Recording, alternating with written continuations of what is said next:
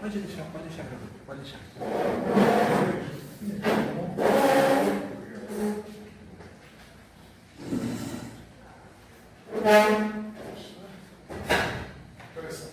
Em ponto. Tá na hora em ponto. Deixa eu só arrumar aqui o cronômetro para mim, para eu ficar no cronômetro. E tá gravando, tá? Posso começar? O candidato tem 50 minutos. Sim, acionar agora. Então, boa tarde a todos. Meu nome é Sidney Pedro Duarte Santana, sou aluno do bacharelado em Física. O título do meu trabalho, no meu TCC, é Buracos Negros, Princípio Holográfico e Entropia Generalizada, a informação armazenada na área do horizonte de eventos. O trabalho se estrutura em introdução, conceitos e tipos de entropia, buracos negros, entropia de Bekenstein-Hawkins e radiação Hawkins, princípio holográfico e entropia generalizada dos buracos negros. A conclusão e a... Bom, a introdução. Nós temos aqui, nós vamos falar dos buracos negros, que são objetos de extremos campos gravitacionais, de estudo na astrofísica, e que tem a sua origem, os seus estudos começaram com a relatividade geral de Einstein. O objetivo desse trabalho é analisar a geometria do buraco negro, a parte geométrica, a parte termológica do buraco negro, a informação, aonde estaria contida a informação dos corpos, onde estaria armazenada a informação dos corpos que caem no buraco negro, e a área mínima na qual essa informação ficaria armazenada na superfície do buraco negro. Vamos vamos colocar inicialmente os conceitos de entropia estatística de Boltzmann e Gibson, a entropia da informação de Shannon e Remy, depois buracos negros, com as suas estruturas físicas de horizonte de evento e singularidade, e vamos falar também das métricas clássicas que definem a estrutura do buraco negro, inicialmente a de Schwarzschild, que define o raio do buraco negro, né? o tamanho do buraco negro. Depois entropia de Bekenstein-Hawkins, que relaciona a entropia com a área do horizonte de eventos. Ou seja, existe uma área, aquela área define o horizonte de eventos, e é naquela área que estaria guardada a informação. Radiação Hawkins, que fala sobre a parte termológica térmica do buraco negro, que ele emite radiação térmica. O princípio holográfico, que vai falar sobre aonde o buraco negro guarda a informação, ou seja, ele guarda na área do horizonte de eventos. Ele, digamos assim, ele capta, atrai a matéria, por exemplo, a matéria cai dentro dele, o material cai dentro dele e a informação fica na área do horizonte de eventos. Você não consegue mais acessar a informação do corpo que caiu que passou além do horizonte de eventos, mas ele fica armazenado na área. Isso seria o princípio holográfico, ou seja, de três dimensões, a informação passa a ser armazenada em duas dimensões, que é a área do horizonte de eventos. Vamos falar de entropia generalizada. Essas entropias generalizadas, elas se relacionam basicamente com a área, nós vamos falar, seria a entropia de Salles, de Remy unificada, de Carnot e de unificada e de Bohr. Essa pronúncia eu não sei se sempre eu confundo essa pronúncia, pronunciar as palavras, eu peço desculpa que eu posso cometer algum erro na pronúncia dos nomes principalmente dos nomes próprios. Né? Por finalizar, nós vamos fazer uma análise gráfica dessas entropias generalizadas e como elas se comportam na análise dos buracos negros. Então, definição de entropia. Ela é medida que define o grau de desordem,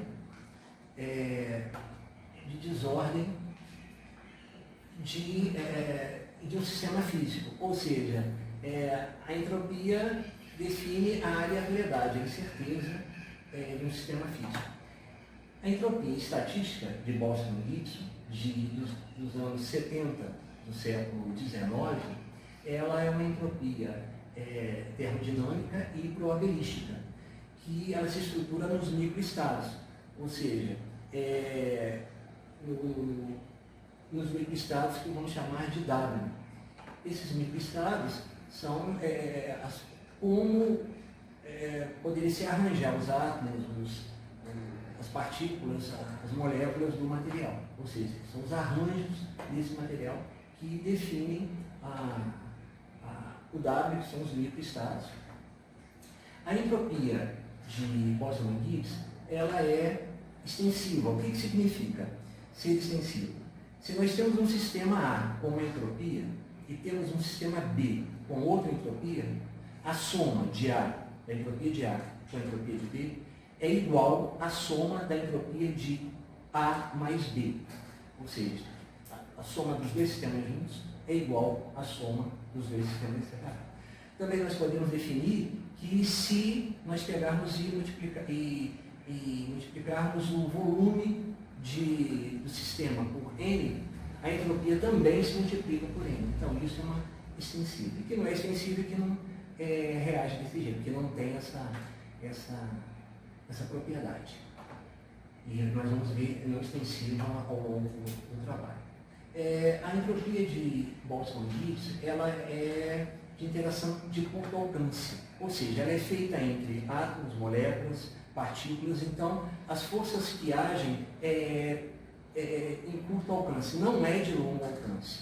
Então ela tem as suas restrições para ser aplicado em objetos que estão em longas distâncias e com grandes campos gravitacionais. Então ela não é o ideal para analisar, por exemplo, buracos negros. Precisaria de outras. Por isso, nós futuramente vamos ter que usar outras entropias. A entropia da informação. A entropia da informação, ela é igual à entropia de Boltzmann, tá? Só que também é extensiva, só que ela trabalha com o sistema binário, ela não trabalha com as partículas, ela trabalha e nem com os átomos, nem com as moléculas, ela trabalha com a questão da informação, os bits, ela trabalha com os bits. Um bit de informação estaria armazenado em logaritmo natural de 2. Mas por que logaritmo natural de 2? Porque um bit tem dois estados, 0 e 1. Então, nada mais justo do que ser logaritmo natural de 2. Tá? O W aqui, o microestado, seria 2 da informação. Tá? Não seria da partícula, seria de uma informação. E a entropia que trabalha com informação, no caso, nós vamos citar aqui, é de Shannon, de 48, e é de Remy, de 61. A Remy é uma ampliação da de Shannon. Ela é mais ampla do que a de Shannon. O Shannon está dentro da Remy. Pode-se observar que a entropia de Boltzmann, voltando em Boltzmann, a entropia de Boltzmann é a constante de Boltzmann vezes o logaritmo natural dos microestados. O logaritmo natural dos microestados não tem, ele é adimensional. Quem seria dimensional aqui? Seria a constante de Boltzmann, que tem por unidade Joule por Kelvin. Então, a entropia de Boltzmann-Gibbs tem uma unidade que é joules por Kelvin, graças à constante de Boltzmann, mas não graças ao logaritmo natural do microestado porque é adimensional. Já aqui nas entropias de informação, nós não colocamos a constante de Boltzmann, nós só colocamos a parte adimensional. Ou seja, nós só trabalhamos com a parte adimensional. Por quê? Porque nós estamos trabalhando com informação e não com partículas. Por fim, como nós precisamos para o buraco negro de uma entropia que defina forças que interagem em longas distâncias, em interações mais longas, por causa do campo gravitacional, não é de partícula para partícula, é de campo gravitacional agindo em longas distâncias. Então nós temos a entropia generalizada. O Boltzmann não dá conta do recado, então nós vamos para a entropia generalizada, que ela age em longa distância, justamente em grandes campos gravitacionais. Elas são as entropias de Salles, de Remy modificada, de Carnot-Darcy modificada e de Barrow. E elas são não extensivas, elas não obedecem a essa condição extensiva que Boltzmann e Gibbs obedece e que as da informação obedecem. Agora, buraco negro. Buraco negro são regiões do espaço-tempo com um grande campo gravitacional. Quando um objeto cai nele, ele não retorna, até mesmo a luz, ou seja, não retorna desde que passe do horizonte de eventos. O que é o horizonte de eventos? É o limite entre a região em que o objeto passa dele, dali não retorna mais, a luz também obedece essa mesma condição, e fica aprisionado lá dentro. Então, o horizonte de eventos é esse limite entre retornar e não retornar, é onde a partir dali tudo fica preso. O buraco negro foi observado, pelo menos em equação, a partir da relatividade geral de Einstein, em 1915. Foi ali que surgiu a ideia da existência do buraco negro. E em 1916, Schwarzschild resolveu as equações de Einstein. E, com isso, ele resolveu no caso é a métrica de Schwarzschild, porque ele começa a definir o raio de um buraco negro. Ou seja, se naquela época, eu não tenho certeza se existisse buraco negro, se existir, tem um raio do horizonte de eventos, um raio para o não retorno, a partir dali não retorna. Este raio, foi chamado de raio de Schwarzschild, é igual a 2 vezes G, a constante da gravidade, a massa do buraco negro sobre a velocidade da luz ao quadrado. A massa do buraco negro seria proporcional ao raio de Schwarzschild. Então vamos dar um exemplo. A Terra, se a Terra for comprimida e virar um buraco negro, qual seria o tamanho desse raio de Schwarzschild? Ou seja, aonde estaria o tamanho do horizonte de eventos? Ou seja, o raio do horizonte de eventos. A partir dali é o horizonte de eventos. Seria aproximadamente 9 milímetros. 8,87 milímetros. Então, comprimindo a Terra, transformando a Terra num buraco negro, o horizonte de eventos tem um raio de Schwarzschild que é de aproximadamente 9 milímetros. A partir dali, não existirá mais o retorno. A luz entra, objetos entram ali e não retornam mais. Isso foi observado através da equação em 1916, o Schwarzschild resolveu as equações de Einstein de 15, da relatividade geral. Entre 16 e 18, Reisner, não sei a pronúncia, Nordenstone, talvez, eu peço desculpa, eles detectaram que o buraco negro, por equação, também por equação, que eu não coloquei aqui, possui carga.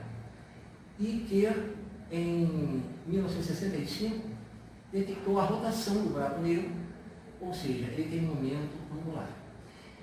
Até aqui, o buraco negro significava um paradoxo termodinâmico. Por quê? Porque se ele engole a matéria, se a matéria cai, o material que cai dentro dele, engole entre aspas, se o material cai dentro dele não retorna, o universo está perdendo a entropia.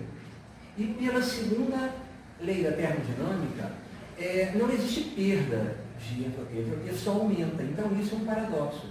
O buraco negro causaria uma perda de entropia para o universo. Isso contrariaria, o buraco negro iria contrariar a segunda lei da termodinâmica. Isso até 1965, quando que feita essa descoberta, e todos os outros já tinham feito as leis. Com isso, observava-se o seguinte: o buraco negro, a matéria entrava no buraco negro, quem estava observando de fora não tinha nenhuma condição de detectar nada do que caiu, ou seja, o que caiu nele, nós não tínhamos nenhuma informação, não era possível saber que objeto que caiu nele, estava perdido completamente a informação sobre, ele não emitia nada. O buraco negro, pensava-se que o buraco negro era um ralo que absorvia tudo e nada vinha dele para ser captado para fora e ser observado. Tudo que se sabia do buraco negro era a sua massa, a sua carga e o seu momento angular. Com isso, o buraco negro era chamado de buraco negro sem cabelo, ou seja, observando-se ele, nada podia se observar vindo dele.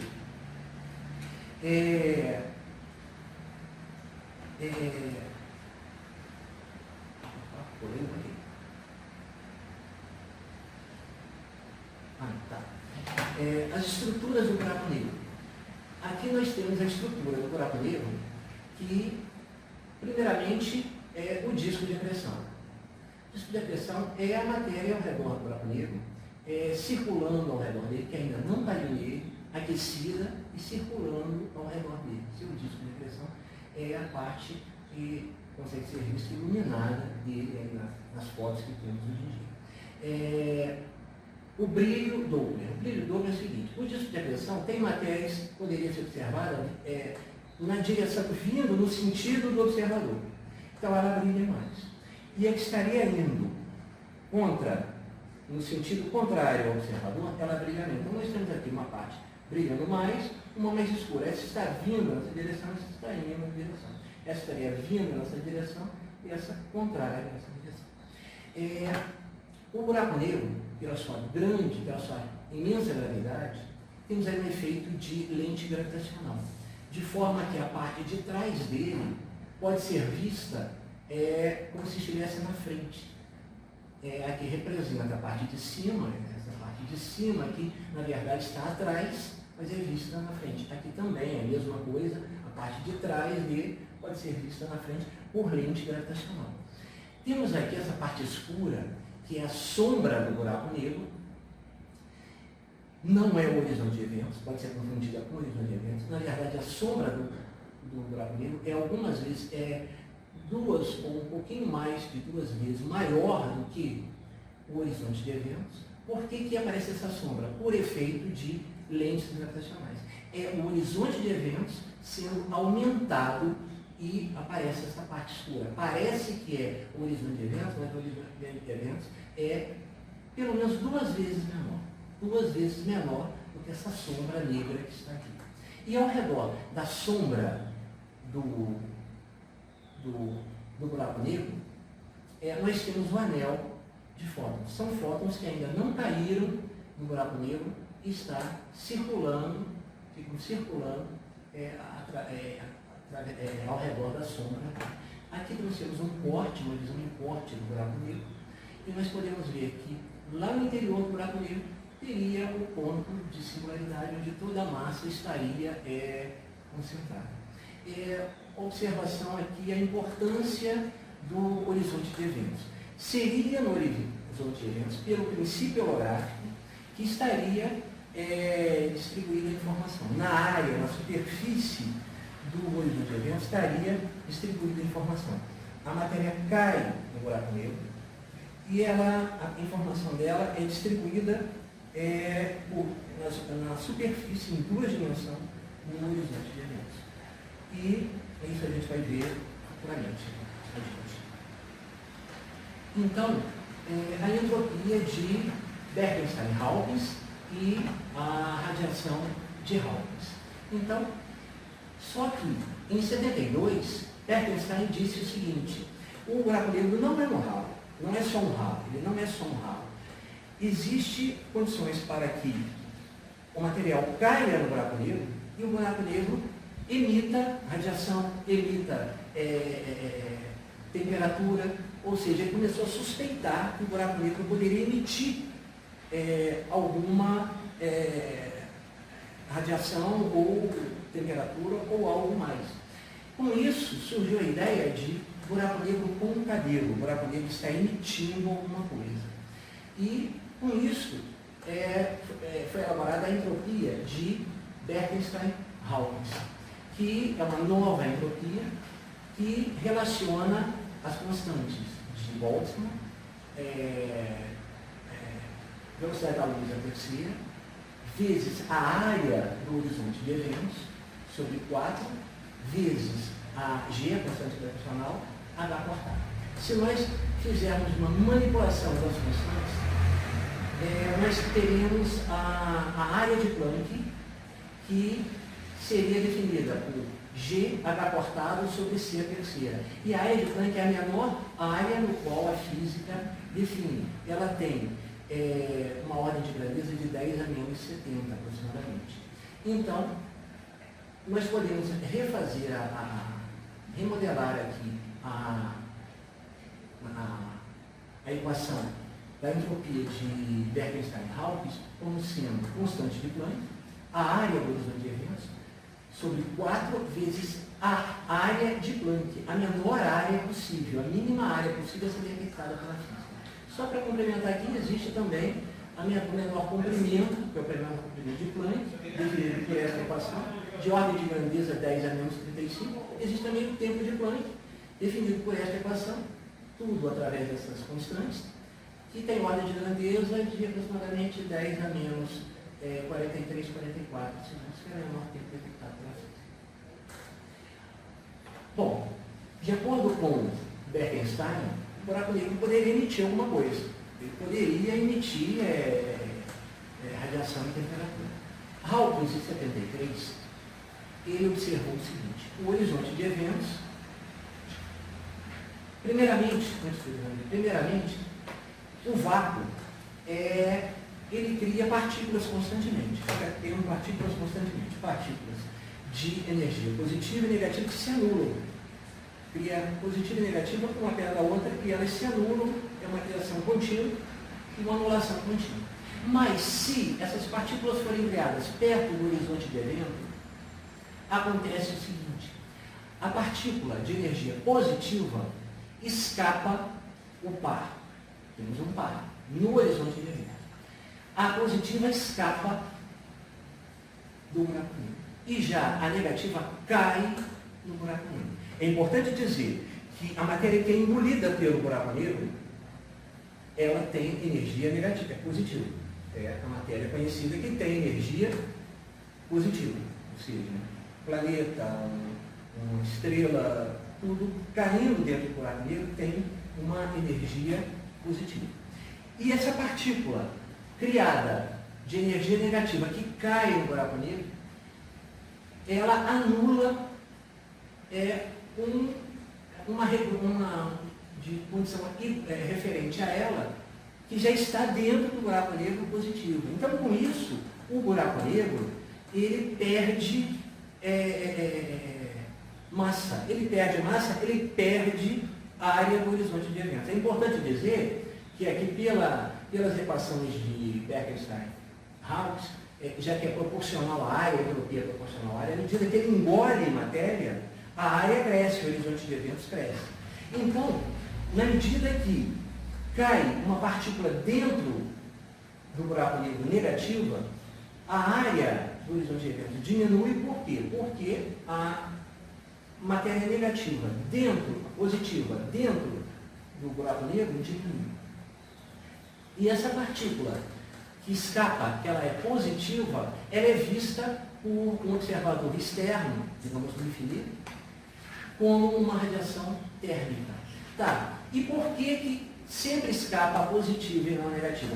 Porque sempre a observação de um observador que está no infinito sempre vê a matéria como energia positiva, nunca como negativa. Então, sempre a que escapa é positiva e a que entra no buraco negro é negativa, diminuindo o tamanho do buraco negro, diminuindo a área do horizonte de evento e fazendo o buraco negro lentamente ir evaporando. Tudo que eu falei aqui está nesse quadro.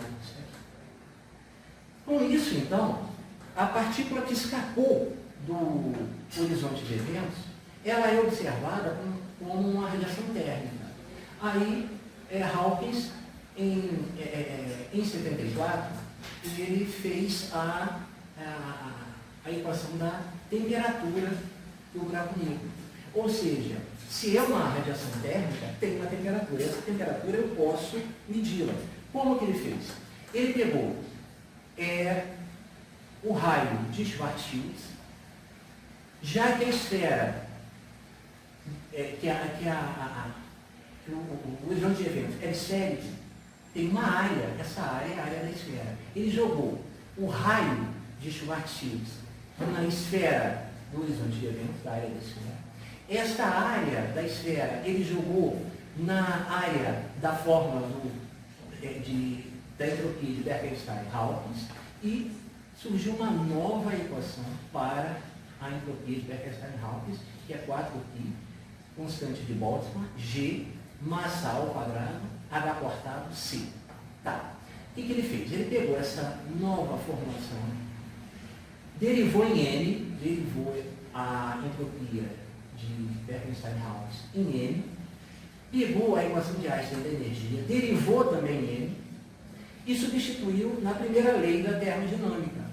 Isolou o T. Isolou o T, chegou a esta forma de temperatura, que é a temperatura de Hawkins, ou seja, a temperatura que se observa do buraco negro. H cortado, C elevado a 3, sobre 8π, constante de Boltzmann, G, massa do buraco negro. Então, observamos aqui que a temperatura do buraco negro é inversamente proporcional à variação da massa do buraco negro. Então, à medida em que vai entrando partícula no buraco negro, vai diminuindo a massa dele, a temperatura vai aumentando. Podemos ver isso no gráfico. Se nós andarmos com a massa para a esquerda, ou seja, a massa vai diminuindo, a temperatura vai aumentando. A temperatura vai aumentando. Conforme vai evaporando, vai aumentando. Ou seja, mais rapidamente vai evaporando o buraco negro. Porque a temperatura é inversamente proporcional à massa que vai diminuindo no buraco negro. E aí ele vai cada vez mais rápido evaporando. É importante dizer que essa evaporação pode demorar mais do que a idade atual do universo. Princípio holográfico e entropias generalizadas. Até aqui nós estávamos falando da entropia de, voltando um pouquinho aqui, de Bekenstein-Hawkins. Ela considerava o horizonte de eventos, ela relacionava a entropia de Bekenstein-Hawkins com proporcional à área do horizonte de eventos. Esta área era perfeita, sem deformação. Era uma esfera perfeita, sem nenhuma deformação. Tá? Então, e o princípio holográfico diz que a matéria que cai no buraco negro, ela tem uma informação. Se perde ela dentro. Se perde ela dentro. Ou se perder lá dentro, essa informação é perdida? Não. Ela fica armazenada como um holograma na superfície do horizonte de eventos. Essa casca, entre aspas, seria o horizonte de eventos. Teria uma área mínima no qual um bit estaria alocado, ou seja, estaria situado. Existe essa imagem holográfica, tem um mínimo para ela estar situada. Então, a entropia mínima para um bit estar situado é dado por constante de Boltzmann, logaritmo natural de 2. Por que de 2? Porque nós estamos falando da informação que está caindo. A informação teria dois estados, 0 e 1. Então está aqui, caindo num horizonte, num buraco negro, um horizonte de eventos cheio de regiões mínimas, de superfícies mínimas, com 0 e 1. E é uma região perfeita. Perfeita por quê? Porque é de Bekenstein-Hawkins, ou seja, não existe deformação nessa superfície do horizonte de eventos.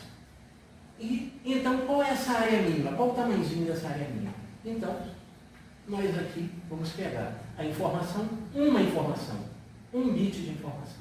seria a entropia de Bekenstein-Hawkins por a entropia de um bit. Vamos jogar nessa razão, com o equivalendo 1, nós vamos chegar isolando aqui,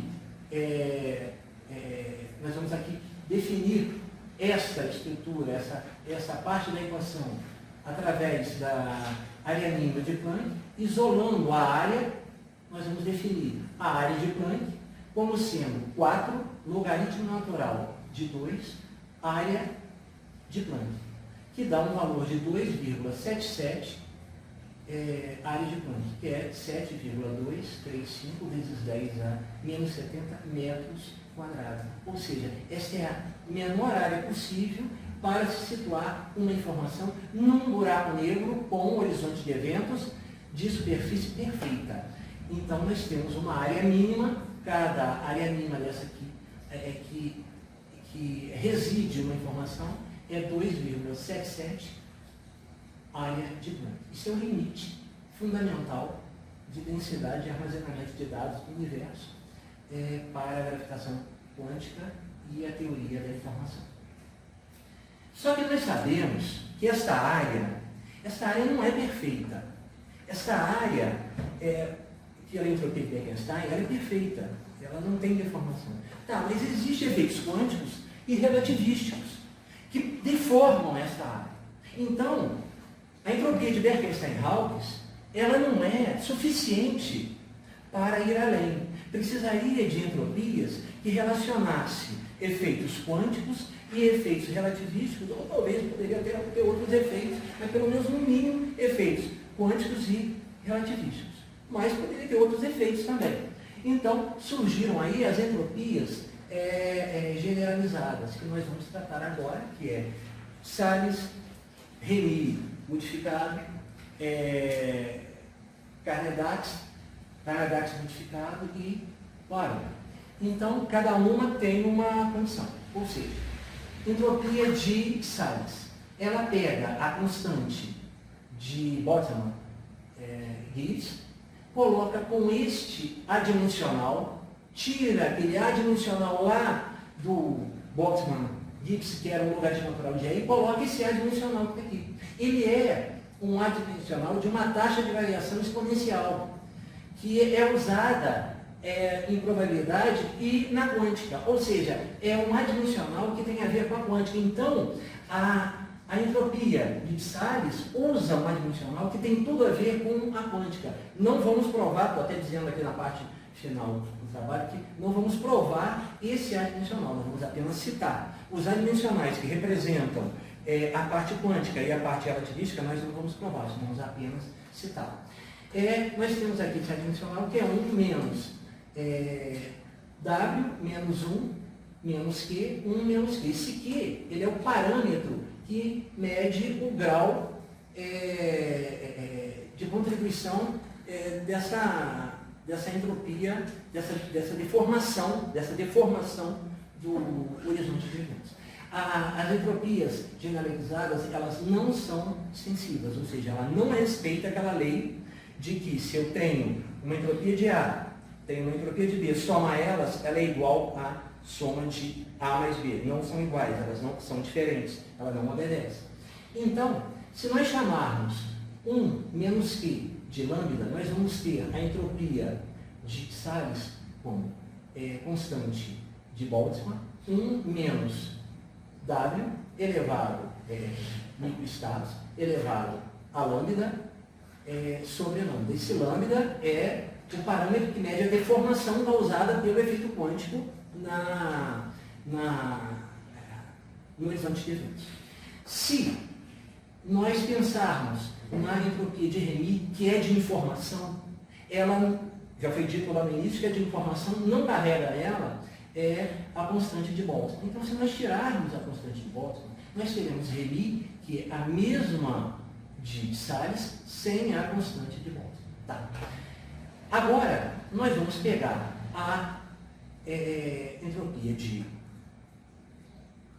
Remy, de Salles, igualar a entropia de Bekenstein-Hawkins. Para quê? Para que ela tenha relação com a área. porque a Bekenstein-Hawkes tem relação com a área e a de Salles não tem. Então nós vamos criar uma relação com a área. Então nós vamos igualar Salles com Bekenstein-Hawkes, vamos isolar o microestado. Isolando o microestado, nós vamos ter um microestado relacionado à entropia de Bekenstein-Hawkes, que está relacionado à área. Dentro dela está relacionado à área.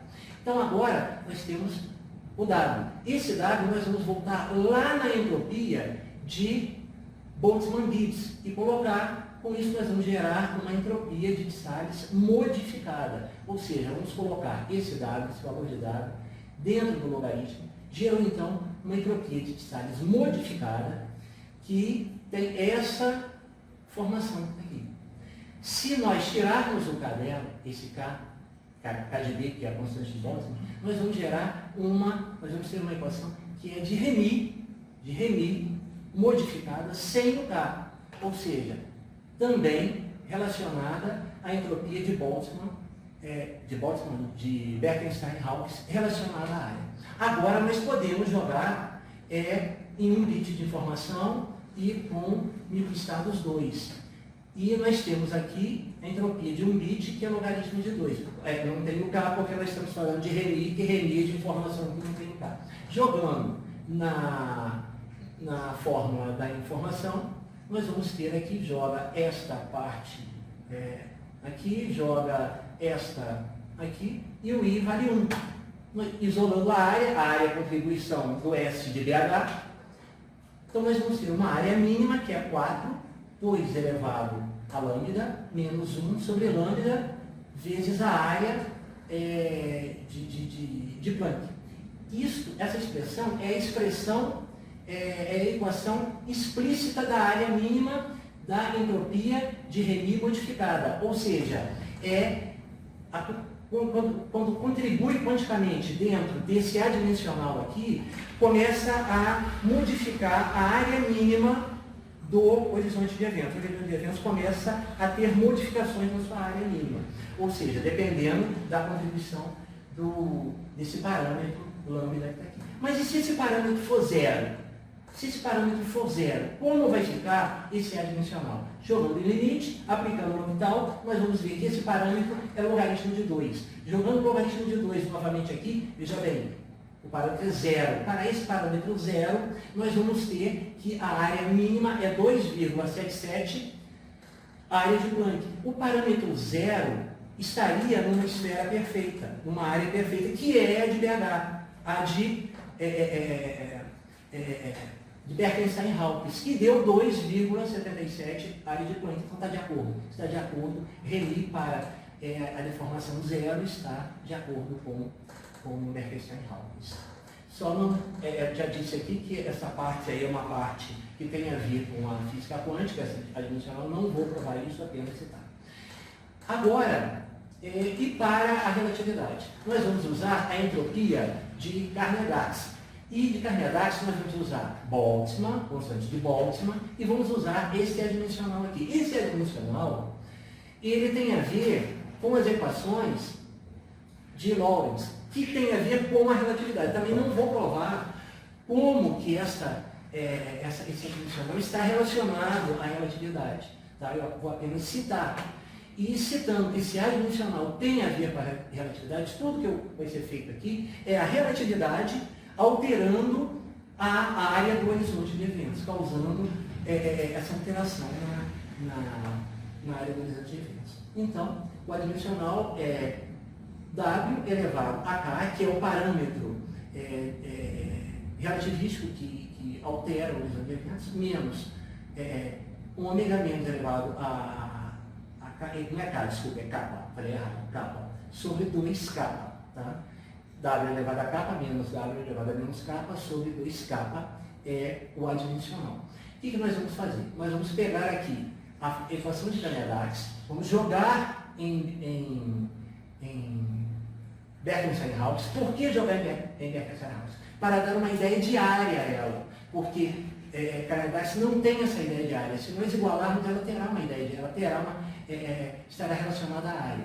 Isolar o W, quando nós vamos isolar o W, esse W estará relacionado à entropia de Bekenstein-Hawkins. Vamos pegar esse W, os microestados, jogar na Boltzmann Gibbs, lá em Boltzmann Gibbs, e ela será igualada, no caso, a Carneadax modificada.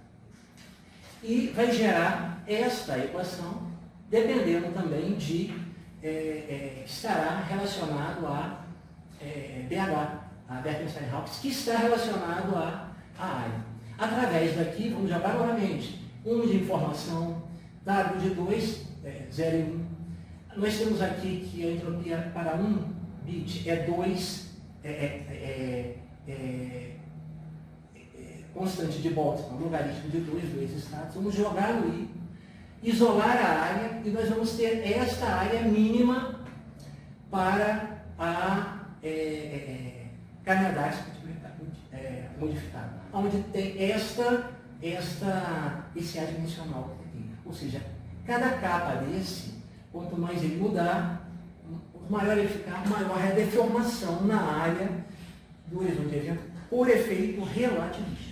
Mas e se esse K for zero? Se esse K for zero, não tem deformação. Volta a Bekenstein-Hawkins. Então, jogando no limite L'Hopital, nós vamos ter que este fator adimensional, ele vai ter valor logaritmo de 2. Jogando novamente na equação, sem deformação, nós vamos ter que a área mínima é 2,77 logaritmo natural de 2. Ou seja, nós temos que, para um K igual a zero, a entropia modificada de Carneadax bate exatamente com a de Bekenstein-Hawkins, que não tem deformação. E não vamos provar esse adimensional, a relação dele com a relatividade. Fica apenas citado, que tem a ver com a. Por fim, nós temos aqui a entropia de Barrow. A entropia de Barrow, ela analisa não só a relatividade como a quântica, ela visualiza a deformação como fractal, como sendo fractal. Então ela pega a BH, a Bekenstein-Hawkins, e joga um expoente que relaciona a fractal, 1 mais delta sobre 2. E a entropia de Bohr é constante de Boltzmann, a entropia de Bekenstein-Hawkins elevada a 1 mais delta sobre 2. Esse delta é o fator de fractal.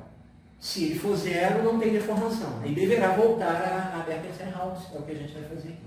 Jogando novamente, fazendo todos os mesmos passo a passo, nós vamos obter aqui uma equação mínima, tá? Que é essa de cá, 4, logaritmo natural de 2 elevado a 2 sobre mais 2 delta, área de Planck, que é a equação explícita para a área mínima de Bohr para a existência de deformação delta de fractal. Mas e se esse delta for zero? Se esse delta for zero, se não tiver deformação, se estiver de acordo lá com Bekenstein-Hawkins, será que vai provar Bekenstein-Hawkins? Vai. Jogou no limite, deu o logaritmo de 2, volta na equação, bateu de novo 2,77 área de Planck, ou seja, sem deformação, Bohr está de acordo com Bekenstein-Hawkins. Aqui nós temos a parte gráfica, para finalizar, nós temos aqui a parte gráfica, que é o seguinte. A área do horizonte de evento é constante, é perfeita para Bekenstein-Hawkins. Então, nada mais justo de não ter variação. Não tem variação, ou seja, não sofre efeito de nada, de nenhuma variação, então ela é perfeita, 2,77 área de Planck. Vamos colocar agora essa parte vermelha aqui. O efeito é quântico. 2 elevado a lambda, esse x é lambda, menos 1 sobre lambda. E vamos aumentar o lambda. À medida que vamos aumentar o lambda, mais efeito quântico. Mais deformação vai sofrer a área. E se, no caso, essa deformação não existir, se o lambda for zero. Se o lambda for zero, bate exatamente, sem deformação, com 2,77 área de Planck e retorna a Becker-Steinhaus. O próximo, verdinho pontilhado aqui, o verdinho pontilhado, é o relativístico. 2 elevado a capa menos, não é K, é capa, eu falei errado naquela hora, se eu não corrigir. Menos 2 elevado a menos capa sobre 2 elevado a capa. Esta contribuição quântica, à medida que o capa vai aumentando a deformação na área do horizonte de eventos. Ou seja, a área no qual está alocada um bit vai aumentando, vai ficando maior. Mas não é tão grande quanto na quântica. Não é tão grande. A relatividade deforma menos o horizonte de eventos do que a quântica. Se esse kappa for zero, a deformação não existirá mais. E aí retorna novamente a 2,77 área de Planck, que coincide com Becker-Steinhaus. Por fim, esse amarelo aqui, esse meio marrom aqui, que é a de Bohr, que é a fractal. A fractal, ela, à medida que o delta, que é o delta, vai aumentando, também vai deformando. Vai deformando, a área vai ficando maior. E interessante que fica com a concavidade voltada para baixo, enquanto as outras estão com a concavidade voltada para cima. Se o delta for zero, volta a Becker-Steinhaus, como que já foi explicado anteriormente, 2,77 área de Planck. Então, todas elas têm a sua origem, estão amarradas na área de, no estado zero, vão se deformando nessa área de 2,77. Aqui é tudo que eu acabei de falar, ou seja, tudo que eu acabei de falar aqui das análises gráficas estão aqui. E, por fim, esse trabalho, ele coloca a teoria de formação, ao mesmo tempo que ele analisa a parte geométrica do buraco negro, ele relaciona as entropias clássicas de Boltzmann-Gibbs e traz as inovações a partir de Becker-Steinhaus, e com isso vai colocando contribuições também que tem a ver com a quântica e com a relatividade e com o fractal, e sempre tentando relacionar a área do horizonte de eventos, a área mínima que está nesse horizonte de eventos, e mostra também as entropias generalizadas, que está relacionado também com o horizonte de eventos, e o resultado disso reforça, através de tudo, além de achar essa área mínima, esse trabalho pode-se concluir que ele reforça a validade do princípio holográfico, ou seja, o princípio holográfico é reforçado através da análise dessas entropias e toda essa análise que foi feita aqui. Tá certo? E mostra esse formalismo de entropia. Na verdade, a maioria dos físicos, não digo nem dos físicos, mas eu digo dos estudantes em geral, não dos estudantes, pensam que só existe a entropia eu até já conversei sobre isso, a entropia de Boltzmann. Eles não entendem que existe outra entropia. Os estudantes não têm conhecimento de outras entropias.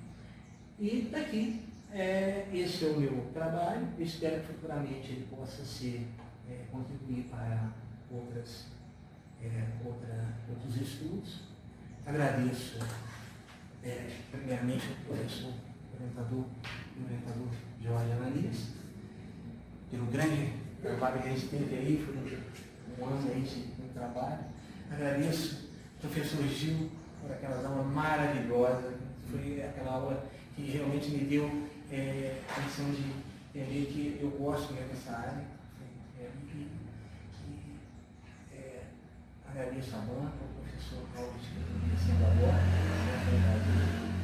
E mais uma vez, professor Jorge, muito obrigado por toda a educação e vamos continuar no doutorado.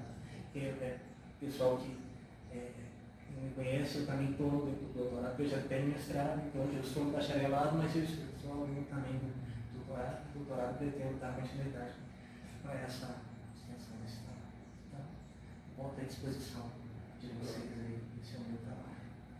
Até agradeço aos meus colegas, a minha esposa, a Roseli, por aquela presença na apresentação desse trabalho. E é isso.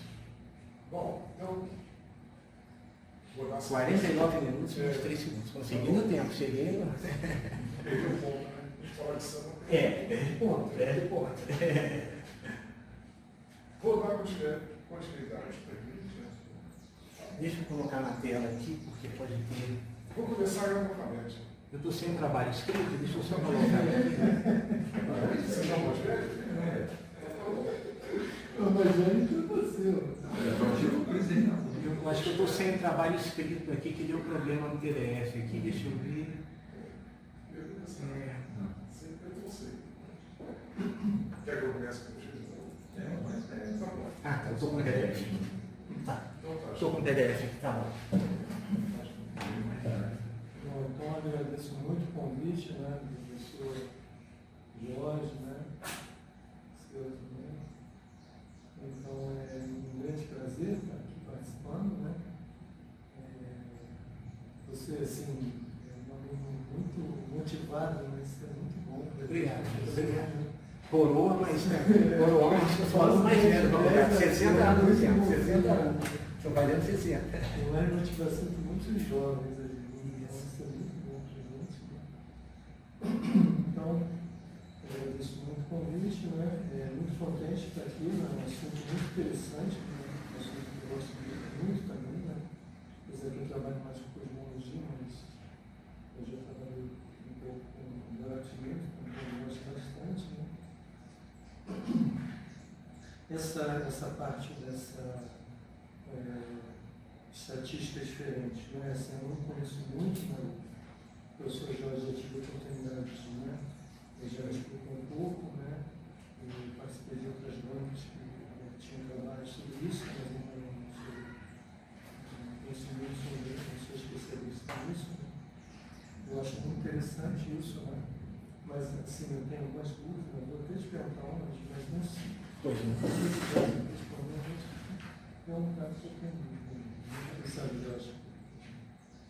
Então, assim, eu gostei muito do trabalho, apesar que eu vou te confessar que eu não tive muito tempo de ler sua dissertação, né? Mas eu gostei muito, né? Eu li rápido, eu gostei bastante, né? Sua apresentação foi muito boa, né? Acho que o seu trabalho, né? Então, ficou claro, né, que você se apresentar, né? Essas entropias, né, com um objetivo claro de calcular essa área mínima, né, para cada uma delas e depois comparar, né. Então é bastante interessante, não sei essa comparação no final. Então, quer dizer, eu acho que como o trabalho de TCC está muito bom, né, não pode se exigir mais do que você fez, né, então, nesse sentido, eu acho que está totalmente dentro do que a gente imagina, né? Tem um pouco mais, né? Quanto isso, estou totalmente satisfeito, né? Não tem nada que falar. Vamos falar um pouquinho algumas coisas, assim, algumas dúvidas e alguns comentários que vocês fazem para vocês. Só cortando assim, um pouquinho, dá licença. No workshop, não sei se a pessoa me questionou na época, eu só fui, essa apresentação que eu fiz é um meio do caminho, eu só fui até a metade dela, não sei se você lembra lá no workshop, essa parte, naquela época do workshop, ela estava pela metade, eu apresentei ela completa, eu já tinha apresentado ela no destino. Então, só para fazer alguns comentários, né? No início, né, quando você estava começando a falar um pouquinho, né, de buraco negro, né, na verdade, aquele livro do The Inverno, não sei se você já deu uma olhada, né? Sim. Ele fala, quando fala do buraco negro, na verdade, a ideia mesmo, o conceito, foi trazido pelo Laplace em 1790. Ele fez um experimento muito simples. É o seguinte, ó, imagina que você tem um corpo massivo, né? Você calcula a velocidade de escape. E aí ele imaginou o seguinte, imagina que a velocidade de escape fosse a velocidade da luz. Qual seria, né, segundo as equações da velocidade de escape, se eu colocar no lugar do v c, qual seria, né, raio lá necessário, ou a massa necessária para ter esse corpo, né? Que a massa, que a luz não escapasse. Não escapasse. Aí ele fez esse ponto, né? Você pode fazer isso depois, no lugar do veicular possível. E aí chegou na massa no raio de Schwarzschild. Interessante. Quer dizer, para mim, o raio era totalmente dado às latinas. Então, assim, aí ele mostra isso. Né? Ele é pensado que é muito antigo isso. 200, 300 anos. 300 anos. E é uma ideia O nome do livro eu não o do inverno de Introducing General Relativity. Sim, depois eu vou anotar o nome, porque realmente eu não me interessa. Na parte fala de buraco negro, o capítulo ele começa falando Muito interessante. Então, no trabalho eu cito, então seria uma correção a fazer? Não, é só uma observação. Que eu dou crédito a Schwarzschild. No trabalho eu dou crédito. Realmente eu não sabia que tinha na praça. Tinha na praça. Bom, uma outra coisa, isso aí é uma coisa que o que você mencionou, né? Começou explicando um pouquinho as diferentes entropias. Ele falou da entropia, né, que a gente conhece de usual, de Boltzmann, né? Isso, deixa eu colocar aqui. E você falou, não, mas essa entropia foi derivada a partir de fenômenos em que as interações são de curto alcance. Né? Isso. E não aplicável para de longo alcance. Isso. Por que isso? Porque o buraco negro, primeiramente você não tem noção do que está lá dentro. Você não teria noção das partículas que estão lá dentro. Então você não poderia falar em microestado. Você só poderia falar em gravidade. Né? Já é uma conversa diferente. Você só poderia falar em microestado. Então, a Boltzmann, para o interior do buraco negro, ela perde a sua essência, que é de microestado. Ou seja, se ela está voltada para microestado, você não tem noção de qual é o microestado que está dentro do buraco negro. Mas olha só, eu já vi o cara fazendo o seguinte: eu imagino que o buraco negro formou um colapso de uma estrela. Sim. Aí o cara tentou fazer o quê? Eu vou pegar e calcular o microestado da estrela que está colapsando e depois eu vou tentar usar esse entropia que eu calculei para associar a entropia do buraco negro. Aí Boltzmann teria validade. Teria validade. Mas desde que se conhecesse o objeto que caiu. E se observou o buraco negro, mas não tem conhecimento da quantidade de matéria que caiu lá dentro, de quais matérias, eu não sei. Assim, eu só acho que, eu não sei, se você tem um argumento mais forte, que assim, muito forte esse argumento, né? Que a relação vale só porque foi derivada para interações de curto alcance. Não sei.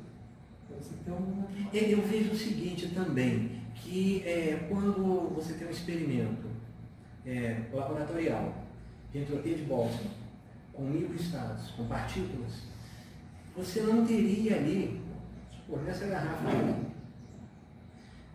Boltzmann se enquadra muito bem aqui. Não tem necessidade de jogar Salles, Remy, Carnedax, Boral. Por quê? Porque não tem efeito relativístico, não tem efeito quântico dentro dele. Eu acho que as entropias generalizadas, ela dá conta dos microestados e daria conta também das influências dos fatores quânticos e gravitacionais e relativísticos, que no caso o buraco negro precisa. Ou seja, eu não diria que talvez Boltzmann não seria usado, mas o Boltzmann é insuficiente. Ou seja, existem fatores relativísticos e fatores quânticos que deformariam o horizonte de eventos e que não seria enxergado por Boltzmann Gibbs. Seria mais ou menos isso. Isso é a minha maneira de pensar. Eu Não estou falando, seria quase uma opinião, não posso, isso não colocar isso cientificamente. Seria que eu entendi lendo todo o material, é que Gibson, Boltzmann e Gibson, ele está num sistema totalmente clássico, totalmente do dia a dia. Quando você entra num sistema quântico, num sistema relativístico, você precisa de uma outra entropia que deforma, no caso de eventos, não sei como seria, imagina uma entropia de um objeto relativístico que não seja um buraco negro, alguma coisa, um evento que eu não sei, aí eu não sei como te dizer, eu só me concentrei dentro da análise. Mas eu acho que a deformação relativística e quântica chama a presença de uma nova entropia e fala que Boltzmann e Gibson é insuficiente. Não sei, me parece isso. Talvez seja, não sei se eu estou certo. E essa característica que você mencionou, né? De que, por exemplo, né, se eu entendi bem essa entropia de. Talvez você não seja de caridades, por exemplo, é uma entropia que está associada a sistemas com efeitos relativísticos, né? De mecânica quântica. Como é que você identifica isso? Né? Isso é importante, isso é muito importante dizer aqui. Eu acho que era melhor eu pegar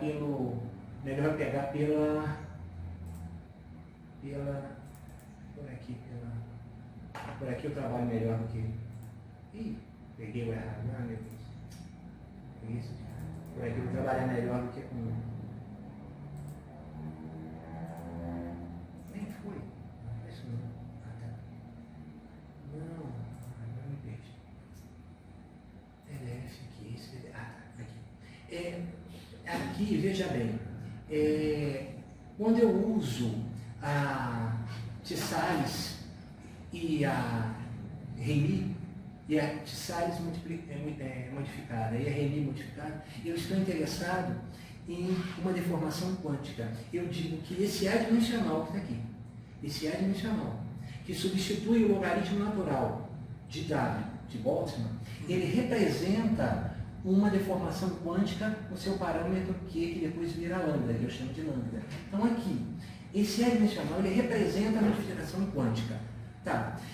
E aqui embaixo eu digo, eu não vou entrar em detalhes, ele representa uma taxa de variação exponencial que tem tudo a ver com uma relação quântica, que é muito usado, seria muito usado na quântica.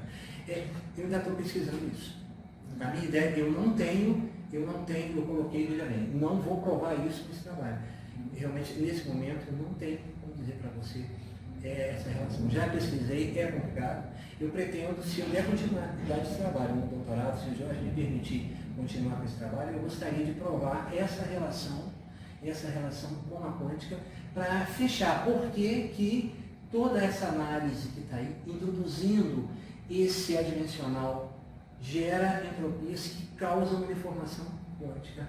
Eu apenas citei. Eu também não tenho, confesso para você que eu não tenho, tanto quanto aqui na Carneadax, eu sei que isso vem de Lawrence. Olhei também, não entendi, não tive muito tempo para definir, eu resolvi apenas citar que está relacionado a Lawrence e por isso é uma dimensional que causa deformação relativística. Mas também quero, a continuidade do trabalho, eu gostaria muito, para o doutorado, se o Jorge permitir, de provar se o Jorge tiver alguma outra ideia, alguma outra coisa, eu gostaria de provar essa relação. Tanto aqui como também no Barão, que tem essa elevação aqui que pega o Bekenstein e eleva a essa exponencial. Esse exponencial define fractal. Tá, então, mas por quê? Teria que ter uma prova. Ficou só dito, eu não provei, eu apenas disse. Ou seja, todas elas, a quântica, a relativística e a fractal, eu joguei a representação sem provar, para tentar provar, porque eu também não tenho essa prova no momento. Talvez seja uma falha do trabalho, mas pelo menos informativo no sentido de que fecha os resultados e que chega na parte principal que eu acho aqui, que é esse gráfico aqui.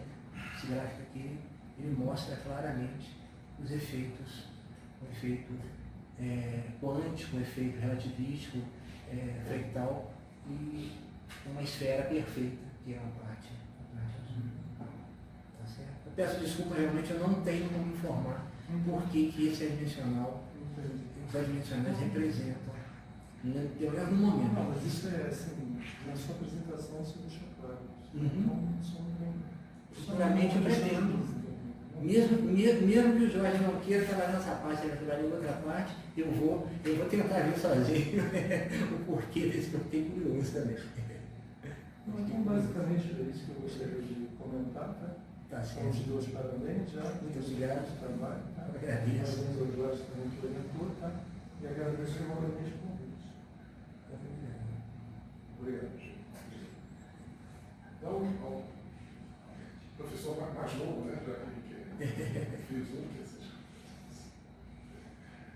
Bom, eu queria agradecer também ao Jorge, ao convite, né, e ao Cisne, Eu agradeço a presença.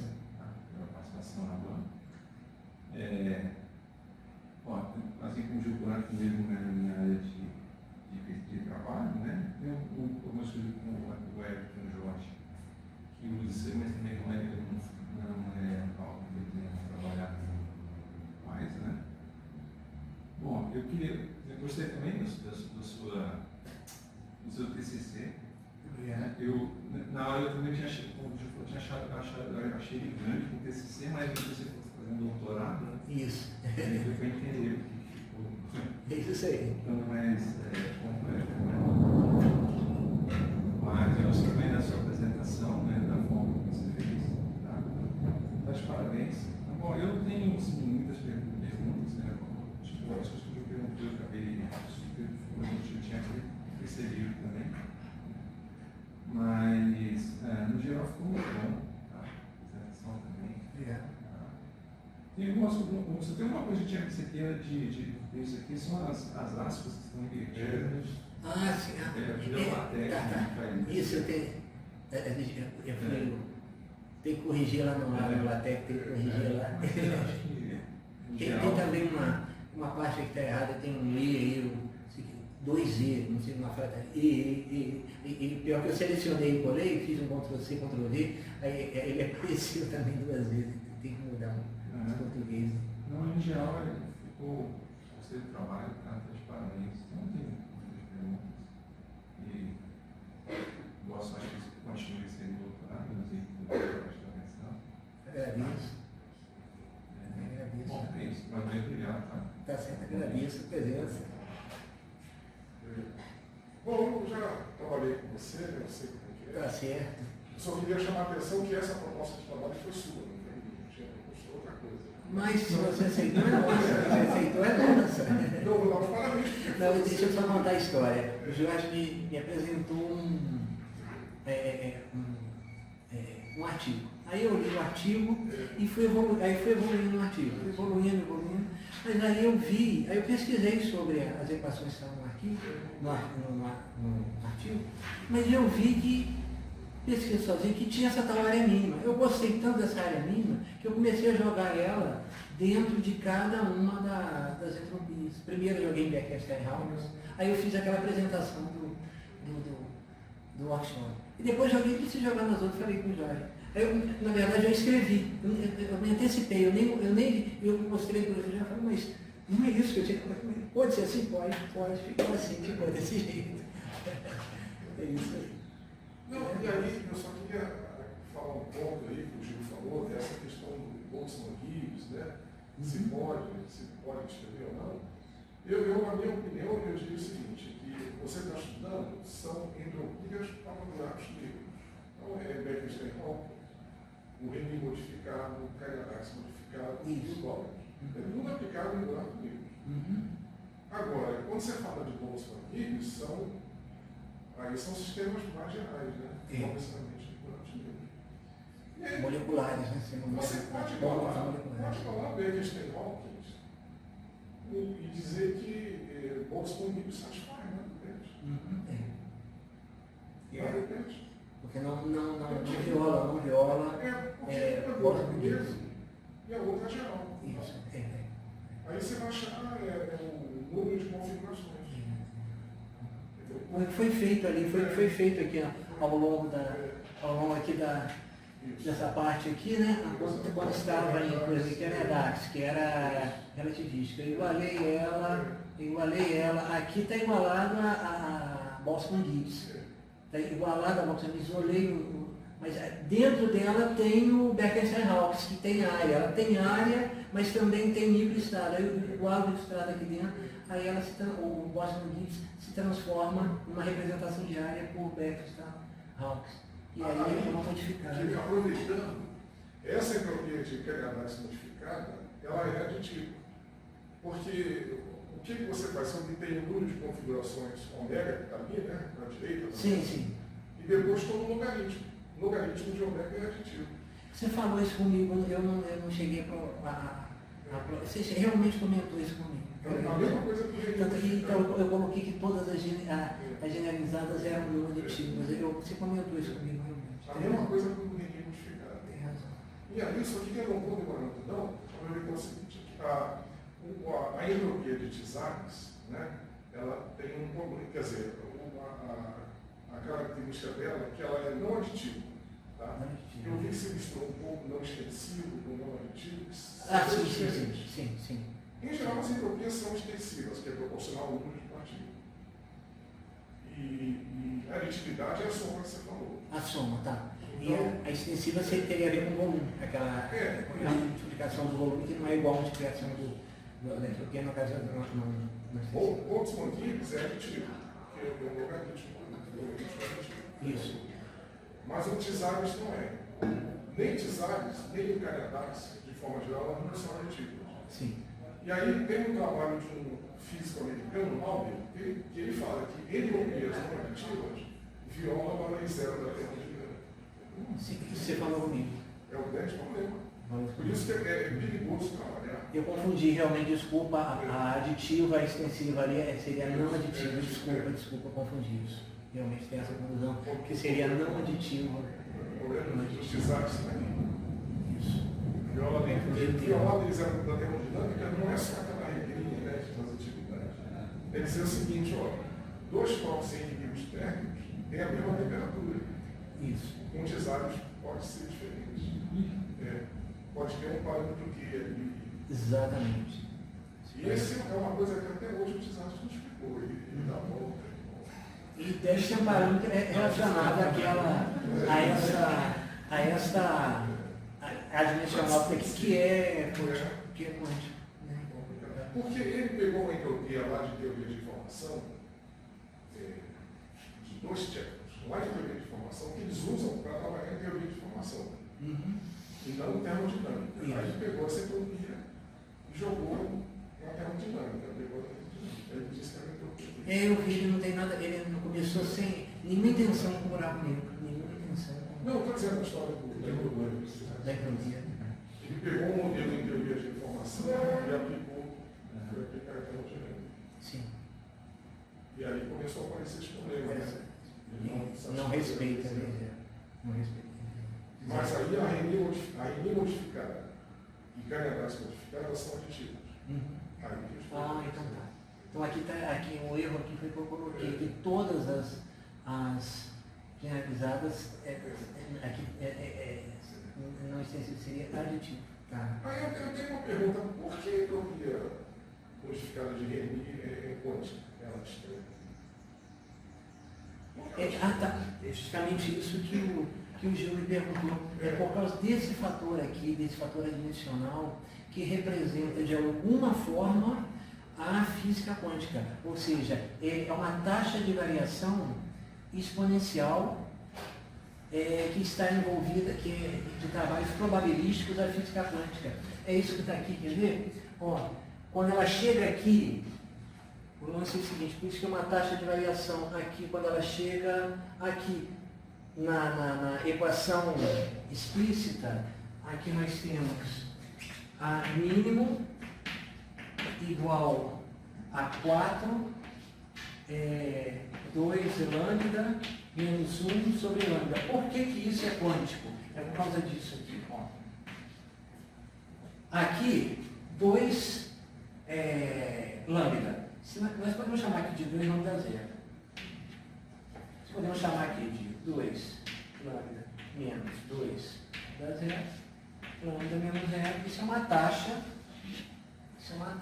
ou seja, uma razão incremental, né? Seria uma razão incremental, é uma taxa de variação exponencial, isso é usado em probabilidade na área de quântica, que realmente aí eu já não tenho mais informação sobre isso. Ou seja, isso aqui é pertencente à quântica. Ou seja, esse fator adimensional que aparece na Salles e aparece na Remy, tem um vínculo com a física quântica. Tanto quanto aquele fator adimensional lá da Kernedax, da origem da Kernedax, tem relação com a relatividade por Lorentz. Ou seja, é a origem da definição da entropia de Salles com esse fator adimensional. É quântico. De Remy, a origem de Remy tem esse fator adimensional. É quântico. Mas isso é aquilo que eu coloco aqui. Cito, mas não sei o motivo. Tenho ainda aqui. Não vou colocar nesse trabalho. Cito, mas não coloco nesse trabalho. Agora, o fato dela ser uma razão de taxa de variação exponencial é por causa ali. O 1 pode ser considerado como 2 elevado a zero, e aí uma taxa de variação embaixo, lambda menos zero, uma análise de taxa de variação. Agora, por que isso é usado na física quântica? Eu estou doido para saber também, se eu tenho que descobrir com o tempo, se eu vou ter um tempo para descobrir. Na verdade, a sua pergunta, Jorge, por que isso tem a ver com a quântica? Tem a ver com esse fator adimensional. Esse fator adimensional, ele é um herdeiro da quântica. E esse fator adimensional aqui em Kernedax, ele é um herdeiro da relatividade. Ele representa a relatividade. O importante agora seria provar que isso tem a ver com a relatividade para a Kernedax e provar que isso tem a ver com a quântica na Salles e na Remy modificada. Provar. Isso realmente é o fator adimensional. O fator adimensional que define isso. Né? Seria a mesma coisa que aqui na Boltzmann-Gibbs, o fator adimensional aqui é o logaritmo natural do microestado. Ou seja, é provar que isso aqui representa o microestado. Já está provado, é o logaritmo natural do microestado, ele representa o microestado. Ou seja, o Boltzmann-Gibbs representa o microestado. Por quê? Porque é o logaritmo natural do microestado. Mas tem também uma outra, o Boltzmann-Gibbs representa também a ocupação de um volume. Eu vi isso em algum lugar falando que o Boltzmann-Gibbs representa a ocupação de um volume. Sim, por quê? Porque ele representa o microestado, e os microestados ocupam um volume. Então esse logaritmo natural de microestados, ele em si representa um volume dentro da entropia de Boltzmann. Tanto é que tem aqui, que se nós variarmos o volume dos microestados, varia exatamente na mesma proporção a entropia de Boltzmann-Gibbs. Então, esse adimensional aqui, ele representa